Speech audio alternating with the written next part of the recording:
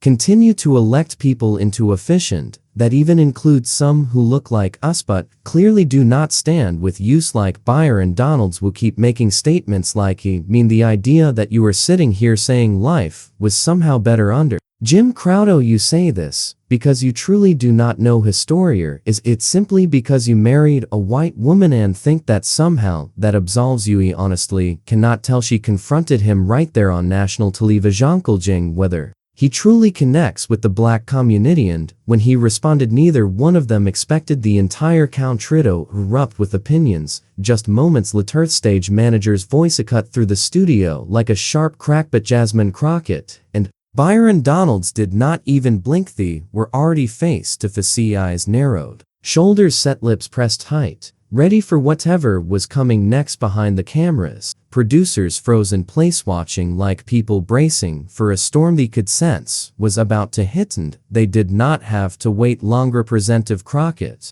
you have the floor. Its segment was intended to be calm, talk about new policy ideas, a few polite exchanges, then move on to other news. Butanion paying attention to politics this past year knew these two were sitting on a powder keg. Jasmine Crockett, the Congresswoman from Dallas, was famous for speaking bluntly and refusing to let anyone, no matter their politics, avoid tough conversation. She was not interested in putting on a show and straight for the truth. Byron Donalds, Florida's Republican rising figure, recreated himself with a mix of preacher-like inner giant business-like presence. He could shift from joking to fierce in an instant, and recently his words were sparking not just cheers but heated debates. Just a week before, at a conservative gathering in Tampa, Donalds made a comment that lingered, speaking about policies to help black families. Claimed that during Jim Crow black families were more united than they are now. That back then people shared stronger values, closer communities and more stable homes. The crowd applauded. But that video did not stay confined to Tampa. It spread across social media and television, and Jasmine Crockett saw it. Did not just see it, she felt it. It kept gnawing at her like a wound that would not close. And when the team from America at the Crossroads reached out, asking her to appear with Donalds for a national discussion on race and accountability, she did not pause. Absolutely, she replied, but made it clear she was not coming to keep things politique. Now, here they were in Washington, D.C., broadcasting live with millions of people watching. Congressman Donald, she began, her voice calm and sharp as steel. You said something that came across like longing for Jim Crow. You realize how outrageous that sounds. Donalds looked straight at her. No blink, no reaction. What I said, he answered calmly, was that even with the injustices back thinner communities and families had stability. We're not depending on government help. We're building things ourselves. You are a grown man painting a picture often of the darkest times in American history, responded firmly. People were lynched. Byron, just for being on the wrong sidewalk. Your so-called structure came with shackles. The moderator tried stepping in, but Crockett pressed on. And I have to ask, she continued, Isnaro Ingdo, you think your view of black life has been shaped by how close you are to whiteness? Because from where I stand, your marriage and your coessence seem to have placed you in space where you no longer see us. The Samathat was the turning point. Donalds leaned forward, his tone dropped slightly. So now I am not black, and not because I married someone outside my race. What I am saying, she replied quietly, is that the way you speak about pain, history, and hardship, it sounds theoretical, but for many of us, those are lived realities. You are sitting in comfort made possible by distance. Gasps could be heard in the control booth, and Twitter clips of the exchange were already being edited and shared. But in the studio, the tension was not viral yet. It was present, breathing. But this was no longer just a heated moment. It was turning personal, complicated, and national. There was a pause, not long but enough to let the moment settle. Byron Donalds stayed still, own hand resting lightly on the desk, his jaw tightened briefly, not in rage but with the restraint that comes from years of being challenged, yet spoken over and told he did not fit the mold of what a black man should be. Have never disrespected what you have gone through, said, but you do not get to decide what I have lived. The host remained silent, knowing this moment was bigger than moderating. You Speak about struggle like I forgot I went on like I did not grow up in Crown Heights like I did not have family behind bars like I did not attend funerals before college. I assume that because I married someone white I no longer carry those things with me. Crockett leaned back, just a little, not giving up, just assessing. Let me be real with you, Byron, she said, voice clear and steady. It has never been about who you chose to love you. It is about what you say, especially with the reach you have. No, when you speak public client suggest black families had it better during Jim Crow. You are not speaking like someone who buried friends. You are speaking like someone chasing apples. Donalds shook his head and took a breath. You want to talk about platform, she replied. You have one too, Jasmine, and every time you use it to accuse people like me of being disloyal, you make it harder for us to have any honest dialogue. Esh did not move. There's a line between being truthful and rewriting history, said. You cannot turn oppression into something that sounds like strength in that instant. Something shifted. The lights in the studio stayed the same, but the feeling changed. This was no longer just an argument. It was two experiences colliding were people shaped by very different journeys, both speaking up for a community that refuses to be defined as one single voice. And online, people were tuned in. Clips were flooding social media. On tweet said Jasmine Crockett finally said what nobody else had dared say to Byron Donalds' face. Another responded saying it was disgusting that she brought up his wife, calling it race baiting.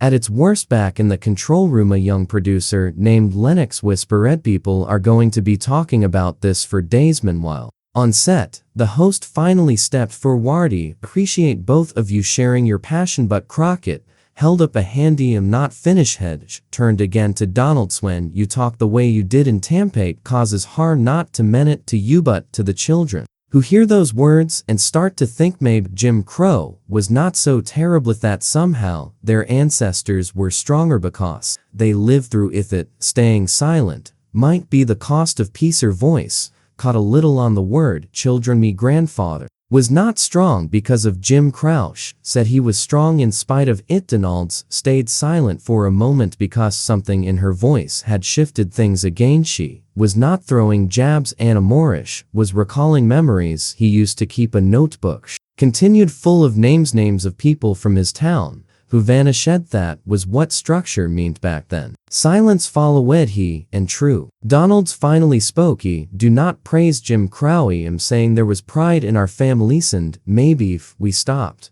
attacking each other every time we see things differently about that past way might actually make progress. Crockett lowered her eyes and let out a breath, and for the first time she did not reply right away. But silence does not slow down the internet, and off-camera things were only beginning to escalate as the lights faded and the cameras turned off. A stillness lingered in the studio like dust settling after something is torn down. Neither Crockett nor Donald spoke right away, just slow, careful breaths, kind you take when adrenaline is still flowing. But the clash, at least for the moment, was finished. The host stepped forward, offering brief thank you that barely broke the heavy tension, and quickly left the stage, wanting no part in what would follow. Staffers moved around carefully. No cheers, no praises, uneasy glances, and the rustling of papers being gathered faster than usual. Jasmine collected her notes and steady, but her jaw tighter. Dana appeared beside her and whispered, that clip is already ever we wearing number 2. On Twitter, Jasmine did not look up. What's number 1? Your name, actress. The set. Byron stood facing away, his phone already buzzing with messages from his wife. Marlene Reed, call me right away. I'm okay, just watched Itanather came from an old friend in Philadelphia. The coming after you hard manget. Red-eye did not reply. He kept scrolling, watching as in less than 15-minute test segment was curated and shared on 5 different sites. A conservative blog headlined, "It's Democrat attacks GOP rep over interracial marriage." A progressive post on TikTok called Jasmine Crockett gives a masterclass in black authenticity, and the comments were not only passionate were brutal. You married a colonizer, and it shows she should not have dragged his wife into this mess. This is why we struggle to move forward. We turn on each other. Crockett and Donalds had stepped into a discussion. They were caught in a storm back in her hotel room. Jasmine dropped her bag on the floor and lowered herself onto the edge of the bed. Dana stood by the door, still fixed on her phony or district, is fired up for Yush said, but reporters are already asking for interviews. And network wants you on a segment with Carla Magnano. There wants to know if you will face off against Candace Owens next week. Jasmine stayed silent, looking out the window. Doubted I go too far. Dana blinked. You were truthful. That's all most people want. That's not what I asked. Dana paused. You hit a nerve. Sometimes that's necessary. Meanwhile, in a quiet rental car heading to Reagan National Airport, Byron sat in the back seat while his assistant read through a list of planned appearances. The Heritage event in Jacksonville is still on, but they are asking you to avoid discussing your family life. You can end. A group of faith leaders in Lakeland want a statement from you. Byron breathed out. Deploy it is never really about what I say. It is always about how people hear it. This assistant agreed, especially when it is her saying it back at Yoan Live TV. He turned to the window, watching the city lights pass by. A city he no longer believed would tell the truth without BS. It is strange, he said quietly. Never even brought up my wife, but that is the part everyone is focused on. That is what they will keep repeating. It the piece about community or values because people choose to feel what they want. The assistant replied. The rest is just background noise. By midnight, the major news outlets had run clips of the class. Editorials were in progress. Opinion pieces were emerging. Civil rights experts weighed in. Relationship counselors were invited onto talk shows. Suddenly this was no longer only about Crockett and Donalds. It became about every marriage, every cultural rift, every wound we never truly healed. But caught in the middle of that media storm where two individuals with real experience left staring at screens, wondering what they meant to one another. No, but things had not hit their peak yet because the real division was only starting to become visibly following morning. Crockett's phone would not stop buzzing. Had already muted it, turned it face down and buried it beneath a pile of folders. It made no difference. The alerts still rattled against the desk like a woodpecker on too much. Kafish sat in her office in Washington, D.C., gazing blankly at a framed photo of her parents. Her father had marched in Louisiana at age 15, being arrested twice. Never talked about it as though he was a hero, just said we did what we had to. Though a voice pulled her out of her thoughts. Here it was Alton Briggs, a community activist from Denton County. Big presence, an even bigger opinion. She sat across from her in his trademark felt hat and held a printed photo of Byron Donalds. On live television, you spoke the truth, said, tapping the picture, but that last remark about his wife, that is what they are using to attack you. Jasmine folded her arms. Do you think I regret it? I think you need to either stand by it or explain it otherwise. They will define it for Yush did not respond right away. Meanwhile, Byron Donalds was facing criticism from a different side. He had flown back to Florida late the previous night and headed straight to a town hall in Ocala. It was intended to be an easy Q&A with local voters, nothing complicated, but the moment he stepped in he sensed the tension. On the first question, do you really believe Jim Crow had anything good about it? Second, why did you not stand up for your wife more firmly? Third, how can you speak of values when you are criticizing black women? Byron tried to stay composed. I'm not defending segregation. Never would. I'm talking about the inner strength of black families during that time. Our words were misunderstood. Marin the backstood up. Nobody misunderstood anything. We heard exactly what you said. We heard you clearly. Backstage after the meeting, Byron sat next to Marlon Way, who had driven in from their home in Naples. Looked calm, but her eyes were sharp. Do not need you to protect, Mesh said, but you cannot act like this. Did not affect our home. Byron, I went to the grocery store and someone asked me if I felt responsible for your disconnect. That was the word they used, disconnect. Byron could not find any words. That interview made me feel like an object, she said. Not like your partner. He stared at her, feeling pain in his chest because in all the noise he had overlooked the person who stayed up with him through long law school nights and endless campaign trips. And now she was hurting because the world turned her into part of a debatish or wanted to join somewhere else. In a high school class in Tulsa, civics teacher paused the lesson and played the entire interview for her students. Own girl named Kendra Her hand, my grandma always said some black people forget where they come from once they get a little attention, she said. Another student Miles shook his head. That is unfair. Just because he married someone white does not mean he forgot his roots. And so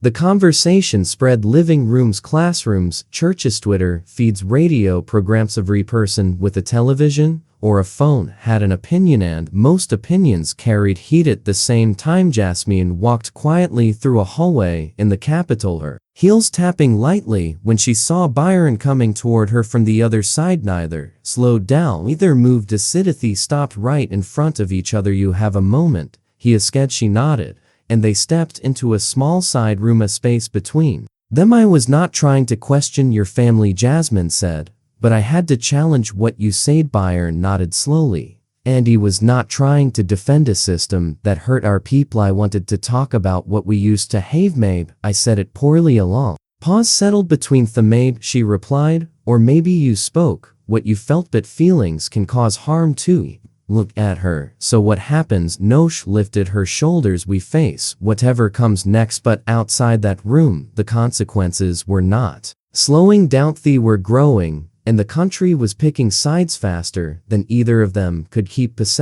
Days later, the anger had not faded, it had only grown louder, sharper, and more explicable. News aired nonstop coverage, panels packed with political commentators, former civil rights activists, and morning show hosts all trying to explain what had taken place. Not just the policy arguments, not the legislative details, but that moment, the look Jasmine gave with hesitation before Byron answered, the intense words about closeness and perception. In Birmingham, Alabama, Pastor Reginald Knox brought it up in his Sunday sermon. We are witnessing two people battling over a mirror, he said, walking slowly down the aisle of his small congregation, each of them holding it up, saying, look at what you have become, but nobody wants to see themselves. Some people nodded, others crossed their arms, a few simply stared ahead without moving out. In Sacramento, California, at a family barbecue, a young man named Gerald uploaded the viral video on his phone arguing with his aunt and older cousin. She crossed a line. No question, you should not bring someone's wife into it,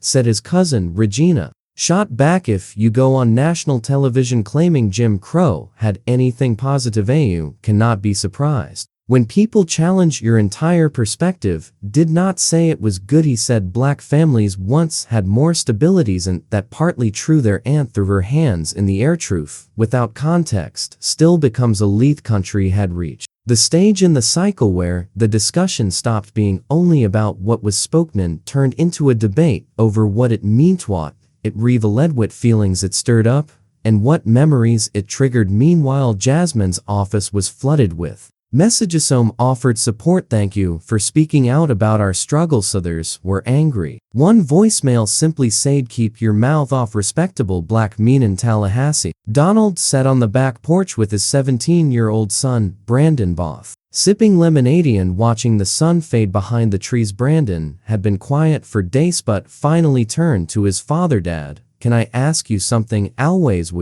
Did you not just admit you were wrong? Byron paused. Brandon went, only know your point. But the way you said it did not sound loving. It came across like an insult. Byron stared at the wood railing in front of him, lines in the grain and the silence that for once felt really did not want to give them a clip to you. Sir said you already did. Those words cut deeper than Byron expected. In a community center in Jackson, Mississippi, a group of high school seniors held their own debate to pick those personal experience justify speaking hard truth shelf. The students sided with Crockett, other half with Donalds, but for the first time in that program's history, no one chose to stay silent. The discussion had grown beyond two politicians disagreeing. It had turned into a stand-in for every hard conversation Famousal had avoided for generations about who has the right to speak for others, about how we define loyalty, about whether people can disagree without being seen as traitors. And deep inside the Capitol, Jasmine Crockett sat beside her communications director going through their latest draft. "I'm not taking anything back," she said, "but I will explain myself." The director nodded. "Want to read it out loud?" She lifted the pop. Harry challenged a colleague's point of view. At his family, Booty know that our personal lives can shape what we say, and how people hear it. Me purpose is to speak the truth, not to attack those we care about. Stand firm in questioning romantic portrayals of oppression, but I also respect the complex nature of identity and individual experience. He placed it on the table. It feels honest enough at the same time. Donalds was writing his own statement, briefer and more direct. He spoke from personal belief and historical reflection. He never intended to lessen the pain of the pastely to speak about the resilience within our community. True conversation should be challenging. It means we are being truthful. I am open to different views, but not if they strip away respect. But despite all the statements, the interviews, the endless commentary, what the public really wanted was one thing neither had offered yet: vulnerability. Late Thursday afternoon, Jasmine Crockett stood near the Library of Congress waiting for the cameras to get red-eyed. Sun was low, creating that golden hour light people often chase for family photos, not public apologies. But this was not for photos, not for her. CNN scheduled separate interviews for both her and Donalds, but fate, or maybe ratings, had brought their teams to the same location the same day. Almost the same horse had not seen Byron since that quiet meeting in the Capitol hallway. She was adjusting her microphone when she noticed him. He was coming up the steps slowly, talking with his communications idea. White man in a navy suit who kept checking his watch. Byron looked worn out, not beaten, just seasoned, like someone who had been through more than just headliness. Their eyes connected, no cameras, no staffers, close enough to overhear just two public officials, two people standing in the space between chaos and calm. You up next, he. A scared voice, calm. She nodded. You just finished. A short pause. Read your statement. He added. She raised her eyebrow. And I do not agree with all of it, but I respected it. He was not trying to win points. It was in how he said it, gently. Missed. Thankful. She glanced at her phone where notifications were still popping. UP, think people want us to hate each other, she said. Some of them need us to, he replied. And if we do not, they lose their head. Another moment of silence. Then she spoke almost carefully. You were right about one thing, she said. We do tear each other down too quickly. Let out a breath, looking relieved and a little surprised. And you were right about something too, he admitted. Pain should not stay locked in museums. It still lives in people's bodies. Forgot that when I spoke. She looked at him, not as an adversary, not as a media moment, but as a person. You did not forget, you just did not say it out loud. The moment hung between them like a thread, no one wanting to pull it too hard. Below them their staff waited, the next set of questions, the next stories, the next uproar. But for once the nation was not watching. There were no cameras ready to twist their words. Do you ever get tired? She asked quietly. Every day, he said. But I chose this life, Samish whispered. Then finally, something that had not happened in weeks. Jasmine Smollett, still think you need to read more history, said, half joking. He chuckled. And I still think you avoid nuance. He laughed. It was not loud, but it was genuine. In that calm moment something eased, not like breaking but like letting go. All the tension on the headlines, the uproar, just paused. It was not complete reconciliation. It was not a final answer, but it was something better than conflict. Later that night, after the interview played, the internet did not explode as loud. People online were puzzled. Did they just talk? Wait, no heated exchange. No big apology tour, but something different happened. A few people started sharing personal stories. A woman in Memphis tweeted, me dad is like Donalds, my mom like croquette. Never thought their worlds could meet. This moved me. A student from St. Louis wrote, showed my grandma the video. She simply said, maybe we will all right. And in town cities, barbershops and backyards, the conversation shifted. Not everyone agreed. They were never supposed to, but something had changed, because when two people stop fighting long enough to really see each other, it becomes harder for the rest of us to hide behind it. But real change does not come from viral videos. It comes from what we choose to keep carrying after the noise fades. By the weekend, the headlines began to disappear. Videos slowed down. Commentators moved on to the next topic, but something quieter stayed behind in homes